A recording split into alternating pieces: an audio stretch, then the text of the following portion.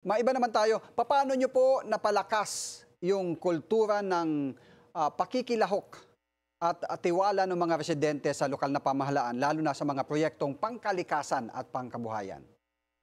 Nagsimula po kami niyan, nung nagsimula po ako noong mga 2010, talagang madalas pong pag-uusap at pakikinig. Mhm. Ang importante po sa aming karanasan, kailangan po merong dialogo na nangyayari. Hindi ho lahat ay alam ho ng lokal na pamahalaan. Ang pinakaimportante po ay pagtutulungan at pakikinig sa ating mga kababayan.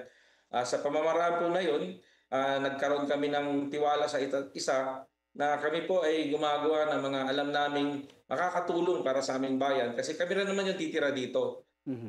Over the years po, may nagawa tayong programa sa ating health na nag-create ng trust kaagad sa ating community.